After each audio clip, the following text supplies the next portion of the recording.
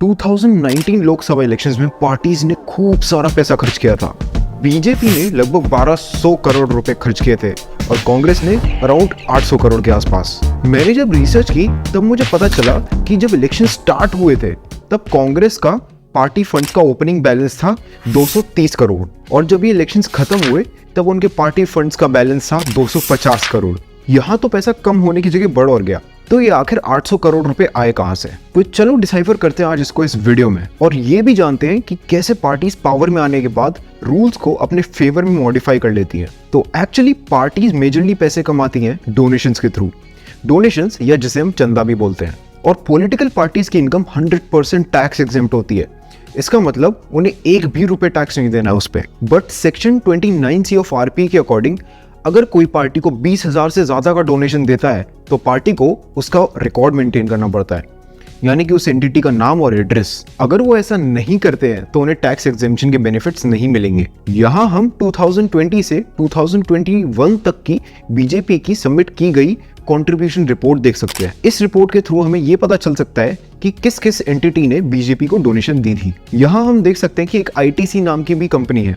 अब शायद हमें पता है कि सिगरेट क्यों नहीं बैन हो सकती। अब क्वेश्चन ये राइज होता है कि पॉलिटिकल पार्टीज को आखिर पैसे कौन कौन डोनेट करता है और क्यों? तो पॉलिटिकल पार्टीज को मल्टीपल जगह से डोनेशन आ सकते हैं, जिसमें इंडिविजुअल पर्सन यानी कि आम आदमी या फिर कॉर्पोरेट्स हो सकते हैं यानी कि बड़ी बड़ी कंपनीज। तो चलो फिर एक एक करके इन ऑप्शंस को एक्सप्लोर करने की कोशिश करते हैं और समझते हैं कि आखिर चीजें काम कैसे कर रही हैं। जब हम आम आदमी की बात करते हैं तो अगर कोई एक नॉर्मल इंसान किसी पॉलिटिकल पार्टी को पैसे डोनेट करता है तो वो जितना भी अमाउंट डोनेट करता है वो पूरा का पूरा अमाउंट उस इंसान की इनकम में से टैक्स एग्जेम्प्ट हो जाता है। इसे हम एक एग्जांपल से समझ सकते हैं। मान लो मैं एक साल में 15 लाख रुपए कमाता हूं। ऐसे में अगर मैं कोई डोनेशन नहीं करता पूरे साल भर तो ओल्ड टैक्स रिजीम के हिसाब से मुझे गवर्नमेंट को 2.5 लाख रुपए के आसपास टैक्स पे करना होगा। अब दूसरी ही जगह अगर मैं 15 लाख में से 10 लाख रुपए किसी पॉलिटिकल पार्टी को डोनेट कर देता हूं तो मेरी टैक्सेबल इनकम इफेक्टिवली 5 लाख रुपए हो जाएगी, जिसपे मुझे 0 टैक्स पे करना पड़ेगा, क्योंकि ओल्ड टैक्स रिजीम के हिसाब से 5 लाख से नीचे की इनकम टैक्स फ्री हो जाती है। बट आप में से कुछ लोग सोच रहे होंगे कि ये तो सिर्फ वही इंसान करेगा जो किसी पॉलिटिकल पार्टी का बहुत बड़ा सपोर्टर हो,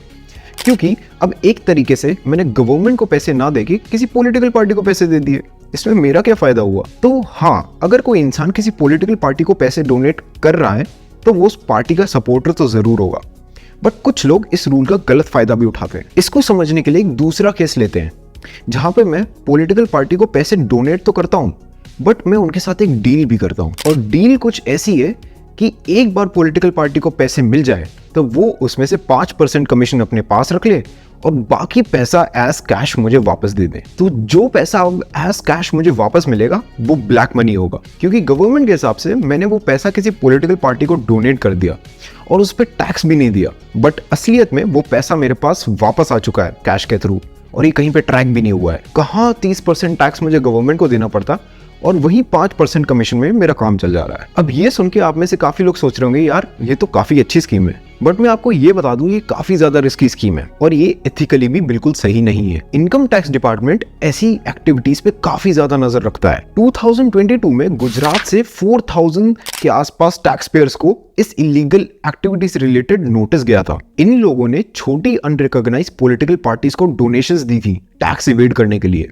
ये पॉलिटिकल पार्टीज मल्टीपल जगह से पैसा घुमाती थी, फेक रिसीट्स बनाती थी कि सर हमने तो ये खरीद लिया वो खरीद लिया, और जबकि ये पैसा एज कैश वापस इन लोगों को मिल जाता था। ये सब इसलिए करती थी ताकि पैसा ट्रैक करना मुश्किल हो जाए, बट एट द एंड ये सब पकड़े जाते हैं। नेक्स्ट बात कर लेते हैं कॉर्पोरेट्स की। तो 2017 से पहले ऐसा रूल था कि अगर कोई कंपनी किसी पॉलिटिकल पार्टी को डोनेशन देना चाहती है तो वो अपने पिछले 3 साल के एवरेज प्रॉफिट का मैक्सिमम 7.5% दे सकती है। मतलब अगर किसी कंपनी का पिछले 3 साल का एवरेज प्रॉफिट 100 रुपीज है तो वो मैक्सिमम 7.5 रुपीज ही डोनेट कर सकती है। बट 2017 में ये कंपनी एक्ट ही चेंज कर दिया गया, जिसके अकॉर्डिंग अब कंपनी जितना मर्जी चाहे उतना पैसा पॉलिटिकल पार्टीज को डोनेट कर सकती है। और मजे की बात तो ये है कि अगर वो कंपनी लॉस में भी हो वो फिर भी पैसे डोनेट कर सकती है। ये अमेंडमेंट पूरी तरीके से पॉलिटिकल पार्टीज के फेवर में हुई है और कंपनीज क्यों डोनेशन देती है ये शायद मुझे बताने की जरूरत है नहीं। एक और रूल था फॉरेन कंट्रीब्यूशन एक्ट में, जिसके अकॉर्डिंग कोई फॉरेन कंपनी किसी इंडियन पॉलिटिकल पार्टी को फंड नहीं कर सकती। सोचो अगर कोई चाइनीज कंपनी किसी इंडियन पॉलिटिकल पार्टी को फंड करके उसे इलेक्शंस जिता दे तो आगे क्या क्या हो सकता है? तो 2014 में बीजेपी और कांग्रेस पर एलिगेशंस लगे कि उन्होंने एक वेदांता रिसोर्सेज नाम की लंदन बेस्ड कंपनी से डोनेशंस लिए। ये केस दिल्ली हाई कोर्ट गया और दिल्ली हाई कोर्ट ने इसे इलीगल डिक्लेयर कर दिया। बट इन लोगों ने फिर सुप्रीम कोर्ट में अपील की।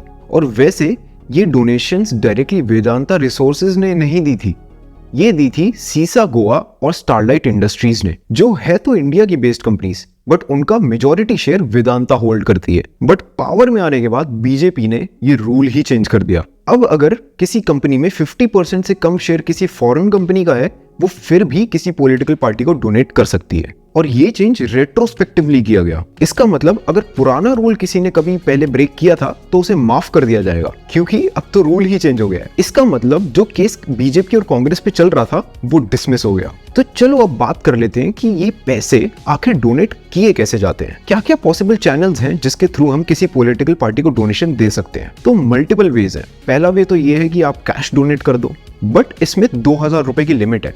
इसका मतलब अगर आपको 2000 से ऊपर का डोनेशन देना है तो वो आप कैश में नहीं दे सकते।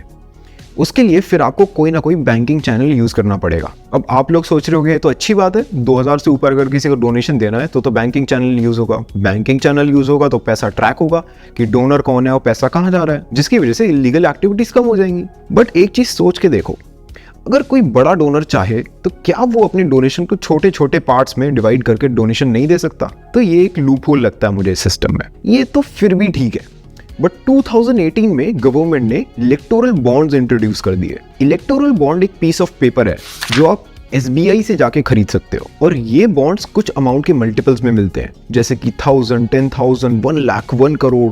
और ये इलेक्टोरल बॉन्ड्स आप खरीदने के बाद किसी पॉलिटिकल पार्टी को डोनेट कर सकते हो, और वो पॉलिटिकल पार्टी इस बॉन्ड को यूज करके अपने बैंक अकाउंट में पैसे ट्रांसफर करा सकती है। इलेक्टोरल बॉन्ड्स को ये बोल के लाया गया था कि ये डोनेशन का प्रोसेस बहुत ज्यादा साफ कर देंगे, बहुत ज्यादा ट्रांसपेरेंट कर देंगे। बट मुझे लगता है ये प्रोसेस और ज्यादा गंदा और ओपेक हो गया है, क्योंकि ये जो इलेक्टोरल बॉन्ड्स होते हैं ना, इन पे डोनर का नाम नहीं होता। इसका मतलब भले ही इलेक्टोरल बॉन्ड के थ्रू किसी ने 20,000 से ऊपर की डोनेशन दी हो, बट फिर भी पॉलिटिकल पार्टी को उसका रिकॉर्ड मेंटेन नहीं करना होगा, क्योंकि रिकॉर्ड तो है ही नहीं। इसकी वजह से एक इशू अराइज होता है कि अब हमें ये नहीं पता कि कौन सी एंटिटी कौन सी पॉलिटिकल पार्टी को फंड कर रही है। हो सकता है कोई बड़ी कंपनी किसी पॉलिटिकल पार्टी को फंड कर रही हो, जो उसके पावर में आने के बाद उसके एक्शंस इन्फ्लुएंस करना चालू कर दे। और देखा जाए तो ये जो डोनर की इंफॉर्मेशन है, ये सिर्फ आपके और मेरे लिए और ऑपोजिशन पार्टी के लिए ही सीक्रेट है। आप ही एक बात बताओ, अगर कोई रूलिंग पार्टी चाहे तो क्या वो इन्फॉर्मेशन SBI से नहीं निकलवा सकती? तो ये कुछ दिक्कतें लगती है मुझे सिस्टम में। ये तो फिर भी ठीक है, बट मैं तो BSP की कॉन्ट्रीब्यूशन रिपोर्ट देख रहा था, और उसको देख के मुझे थोड़ी देर के लिए लगा शायद मैंने कोई गलत रिपोर्ट डाउनलोड कर ली है, क्योंकि वो रिपोर्ट खाली थी। BSP जैसी पार्टीज बोलती हैं कि हमारे डोनर्स तो इतने ज्यादा गरीब हैं कि वो तो 2000 से ऊपर डोनेशन दे ही नहीं पाते हैं, 2000 से नीचे ही सारा कैश देते हैं, और 20,000 तो भूल ही जाओ। आई थिंक ये 20,000 वाली लिमिट हटा देनी चाहिए और सारे रिकॉर्ड्स मेंटेन करने चाहिए, और ये 2000 वाली कैश लिमिट भी हटा देनी चाहिए। कैश को टोटली एलिमिनेट कर देना चाहिए इस डोनेशन वाले प्रोसेस में, ताकि पता तो चले आखिर कौन किस पार्टी को फंड कर रहा है। तो चलो यार, ये थे मेरे कुछ ऑब्जर्वेशंस और व्यूज इस टॉपिक पे। आप क्या सोचते हो मुझे कमेंट सेक्शन में बता देना। मैं मिलता हूँ अगली वीडियो में।